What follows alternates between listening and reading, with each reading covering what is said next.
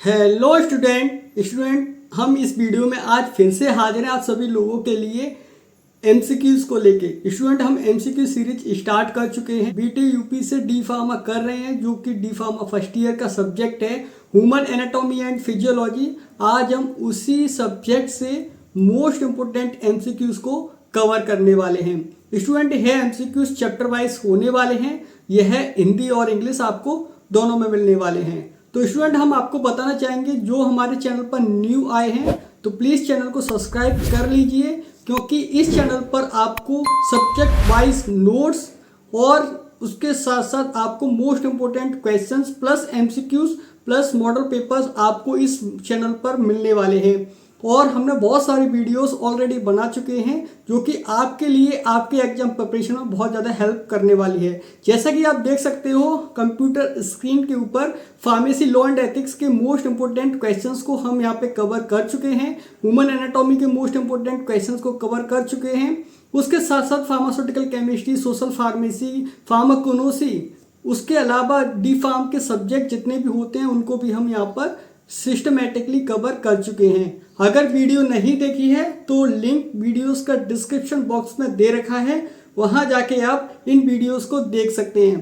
तो चलिए ज़्यादा टाइम नहीं लेंगे, आपका स्टार्ट करते हैं ह्यूमन एनाटॉमी एंड फिजियोलॉजी से most important MC question number 1, जो कि हिंदी और इंग्लिश दोनों में आपको मिलने वाले हैं सारे क्वेश्चंस, जो कि आप देख सकते हो। Plant anatomy as refers as, Hindi में इसका मतलब है प्लांट एनाटॉमी को कहा जाता है। आपको बताना है, आपके आंसर्स हैं यूटोमी, फाइटोमी एंड एंथ्रोपोनोमी एंड टोपोग्राफिकल एनाटॉमी। तो स्टूडेंट अगर इसका राइट आंसर आपको पता है तो कमेंट कर सकते हो। बेसिकली इसका जो राइट आंसर है वो है हमारा बी, जिसको हम क्या बोलते हैं, फाइटोमी।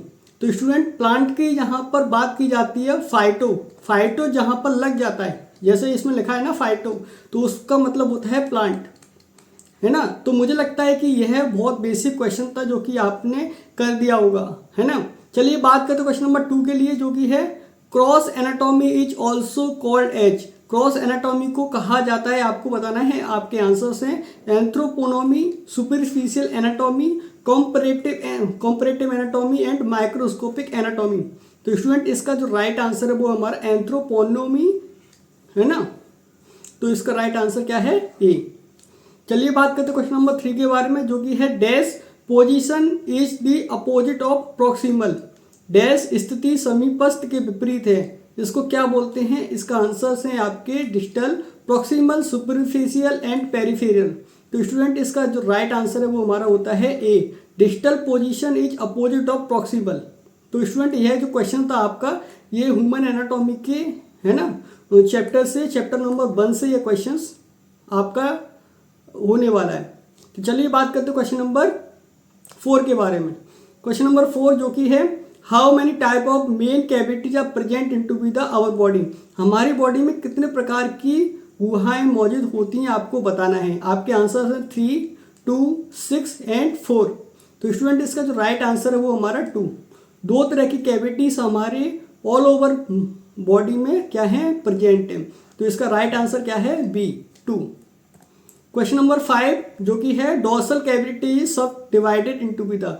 जो डॉर्सल कैविटी होती है वो उसको उपविभाजित कहा जाता है। किसमें विभाजित होती है आपको बताना है, कितनी पार्ट में विभाजित होती है या डिवाइडेड होती है आपको बताना है। 2, 3, 4 एंड 5। इसका जो राइट आंसर है स्टूडेंट, जो डॉर्सल कैविटी होती है वो हमारी 2 पार्ट में क्या होती है, सब डिवाइडेड होती है। चलिए क्वेश्चन नंबर 6 की तरफ चलते हैं। Which end of the head lies in the upper most position. सिर का कौन सा सिरा सबसे ऊपर की स्थिति में होता है, आपको बताना है। Anterior and, posterior and, dorsal and and superior and.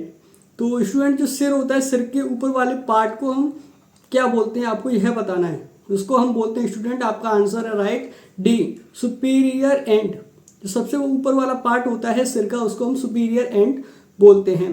Question number 7 जो कि है study of the anatomical structure that can be seen from to the body. शरीर से देखी जा सकने वाली संरचनात्मक संरचनाओं का अध्ययन है।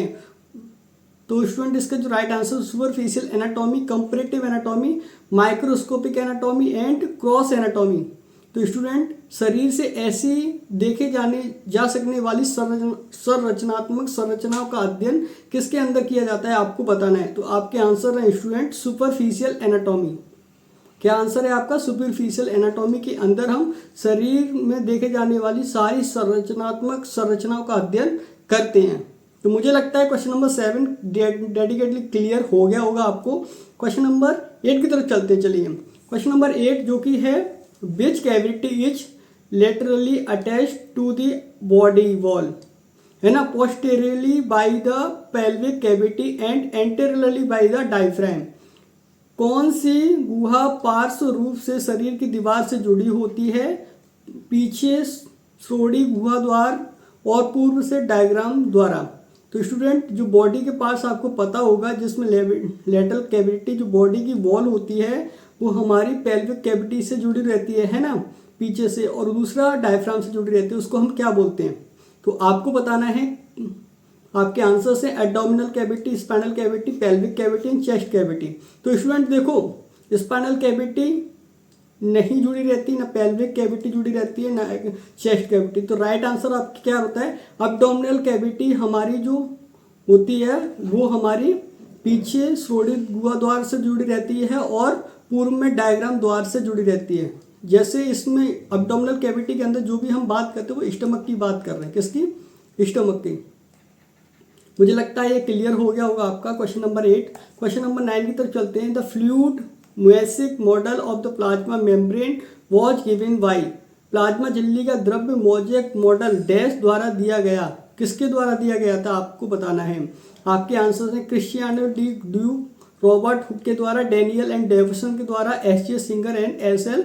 निकोलस के द्वारा। तो स्टूडेंट इसका जो राइट आंसर है वो हमारा डी क्या है? एस.एल. Singular, GL. निकोलस के द्वारा। स्टूडेंट क्वेश्चन नंबर 10 की बात करते हैं जो है which of the following is known as the power house cell. निम्नलिखित में से किसी कोशिका का पावर हाउस सेल कहा जाता है? बहुत कॉमन क्वेश्चन है, 12th में भी आपने पढ़ा होगा, जिसको हम क्या बोलते हैं? माइटोकॉन्ड्रिया। बी हमारा राइट आंसर है। तो स्टूडेंट ये क्वेश्चंस आपके चैप्टर वाइज हम लोग कवर करा रहे हैं। तो स्टूडेंट ये क्वेश्चंस आपके लिए बहुत ज़्यादा इंपॉर्टेंट हैं। प्लीज़ इन क्वेश्चंस को नोट कर लीजिए, है ना, या वीडियो को सेव कर लीजिए और वीडियो को शेयर भी कर दीजिए, क्योंकि ये क्वेश्चंस आपको आपके एग्जाम में देखने को मिलेंगे। आपका क्वेश्चन नंबर 11 जो कि है lysosome was discover by. Lysosome किसके द्वारा डिस्कवर किया गया था? तो स्टूडेंट इसका जो राइट आंसर है वो हमारा है क्रिस्टियानो डी ड्यूक के द्वारा। क्रिस्टियानो डी ड्यूक ने ही हमारा क्या किया था? सबसे पहले लाइसोसोम को क्या किया था? डिस्कवर किया था। क्वेश्चन नंबर 11 समझ में आ गया। चलिए बात करते हैं क्वेश्चन नंबर 12 के लिए जो कि है which of the following is known as a suicidal bag. Suicidal bag किसको कहा जाता है आपको बताना है। आपके आंसर्स हैं निम्नलिखित में से किसे सुसाइडल बैग के रूप में जाना जाता है? आपके आंसर्स हैं microsome, Golgi bodies, mitochondria and lysosome. तो स्टूडेंट लाइसोसोम एक हमारा ऐसा बॉडी का सब्सटेंस है जो कि सुसाइडल बैग की तरह काम करता है। तो स्टूडेंट इसका जो राइट आंसर क्या है? हमारा डी। मुझे लगता है आपके आंसर्स यहाँ तक समझ में आ रहे होंगे। अगर कोई भी डाउट आता है तो कमेंट करो, हम सॉल्व करेंगे आपके। चलिए आगे बढ़ते क्वेश्चन नंबर 13 की बात करते हैं। In microsome lipid content is approximately. Microsome में लिपिड की मात्रा लगभग होती है कितनी? आपको बताना है 30 से 50%, 40 से 50%, 20 से 30%, 10 से 20%। तो स्टूडेंट बॉडी में माइक्रोसोम की लिपिड कंटेंट जो होता है हमारा वो 30 से 50%, कितना? 30 से 50% हमारी बॉडी में अवेलेबल होता है। तो स्टूडेंट इसका जो राइट आंसर क्या है? ए। चलिए बात करते क्वेश्चन नंबर 14 के बारे में। विच of the following mostly include the inactive DNA.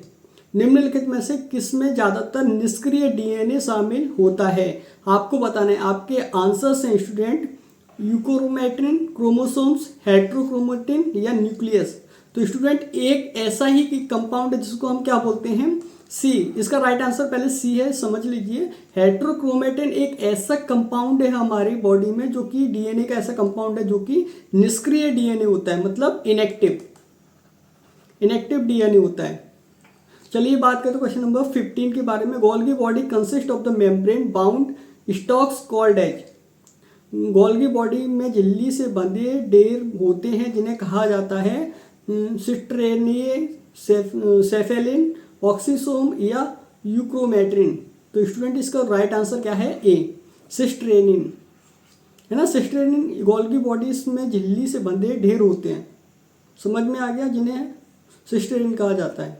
Question number 16 की बात करते हैं, जो कि है which of the following known as the control centre of the cell. Cell का कंट्रोल सेंटर किसको कहा जाता है आपको बताना है। Ribosome, nucleus, mitochondria, microsome.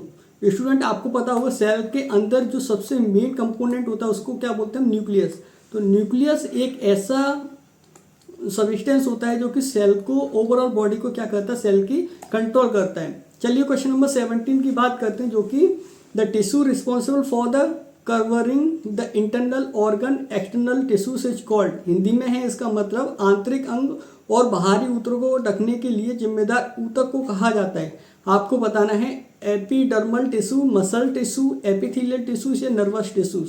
Student इसका जो राइट आंसर है वो हमारा सी, एपिथेलियल टिश्यूज एक ऐसा टिश्यूज होता है जो कि हमारे आंतरिक अंग और बाहरी ऊतकों को ढकने के लिए रिस्पॉन्सिबल होता है। चलिए बात करते हैं question number 18। Tissues that provide the movement of the body is known as.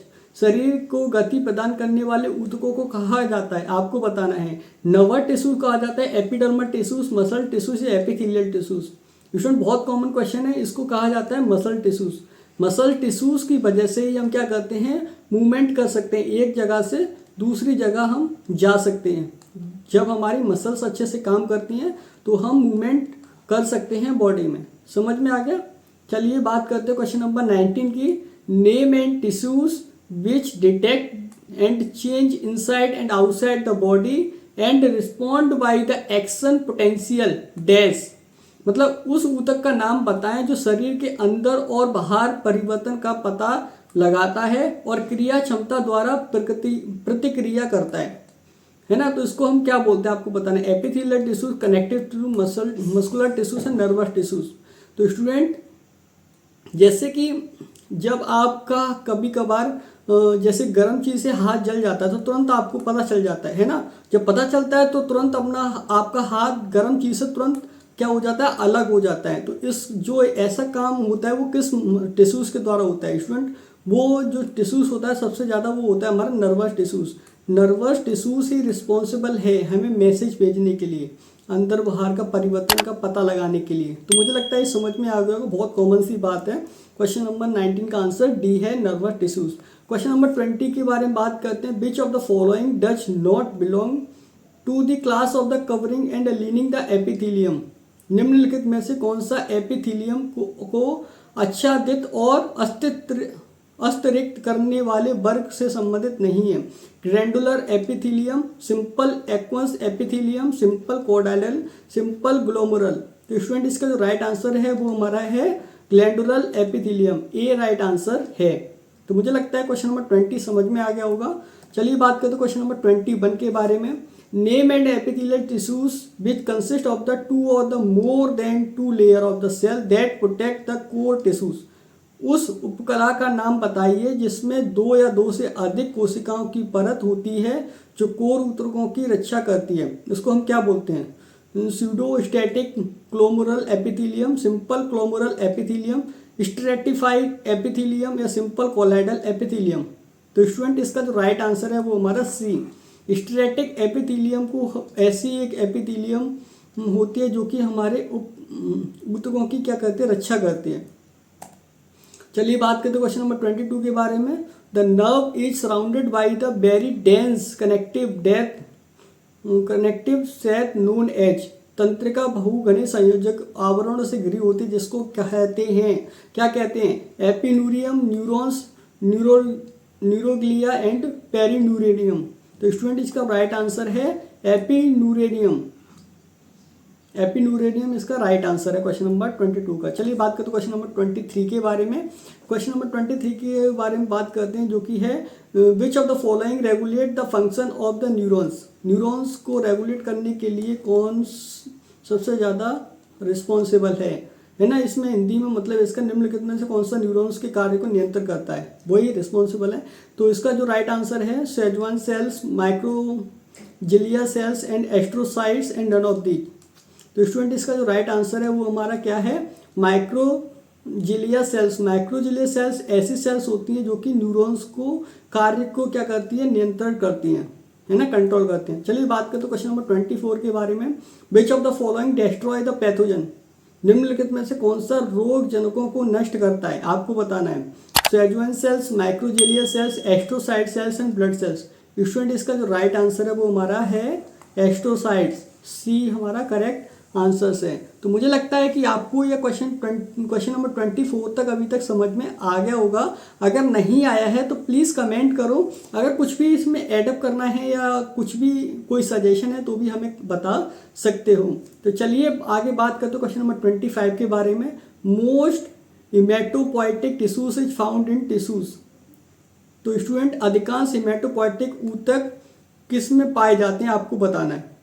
Bones में पाए जाते हैं, ब्लड में, एपिथेलियल मसल्स में। हिमेटोपोइटिक ऊतक वो होते हैं जो स्टूडेंट जो ब्लड को बनाते हैं, है ना, आपको समझ में आना चाहिए। तो क्वेश्चन नंबर 25 का जो राइट आंसर है वो हमारा ए। बोन मैरो किस में पाई जाती है, बोन में पाई जाती है। तो बोन मैरो से क्या बनता है, ब्लड बनता है। तो हिमेटोपोइटिक ऊतक वही तो हुआ। 25 का आंसर क्या है, ए। 26 की तरफ चलते जो कि है study of the bones is called, जिसमें हड्डियों के बारे में पढ़ते हैं उसको हम क्या बोलते हैं, osteology, oncology, cytology, histology. Student बहुत सिंपल है, इसको हम क्या बोलते हैं, ऑस्टियोलॉजी। चलिए बात करते हैं क्वेश्चन नंबर 27 के बारे में। विच of the these is not a function of the skeletal muscle system, इनमें से कौन सा कंकाल प्रणाली का कार्य नहीं है। मिनरल स्टोरेज करना, protection of the organ, movement करना है, मेटाबॉलिज्म। तो स्टूडेंट हड्डियां हमारी क्या करती हैं, मिनरल को स्टोर करती हैं, बिल्कुल करेक्ट बात है। प्रोटेक्शन करती हैं हमारे ऑर्गन से, बिल्कुल सही बात है। मूवमेंट करते हैं, हड्डियों की वजह से हम चल पाते हैं। मेटाबॉलिज्म हड्डियों का काम नहीं है। तो स्टूडेंट इसका राइट आंसर क्या है, डी। चलिए बात करते हैं क्वेश्चन नंबर 28 के बारे में। How many bones are present in axial skeletal.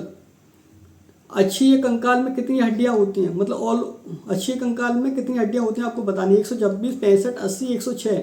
Student इसका राइट आंसर क्या है, 80।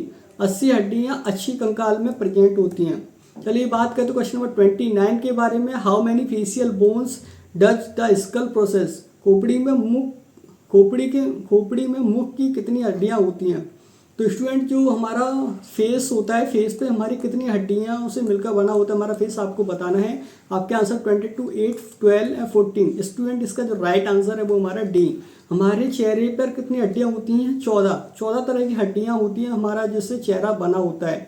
चलिए बात करते हैं लास्ट क्वेश्चन के बारे में, जो कि 30 है। Shape of the stratum is, stratum मतलब उरोरिक्ट का आकार होता है। स्ट्रेटम को क्या बोलते हैं, उरोरिक्ट। उसकी शेप किस तरह की होती है, एस शेप, टी शेप, सी शेप या यू शेप। स्टूडेंट इसका जो राइट आंसर है वो हमारा बी, टी शेप्ड की होती है। किस शेप की स्ट्रेटम होती है हमारे पास, टी शेप की। स्टूडेंट वीडियो में हमने कोशिश करी है कि ज़्यादा से ज़्यादा क्वेश्चंस एमसीक्यूज आपके लिए लेके आए चैप्टर वाइज, जो कि आपके एग्जाम में आपकी हेल्प कर सकें और कोई भी क्वेश्चंस आपको आपसे छूटे ना।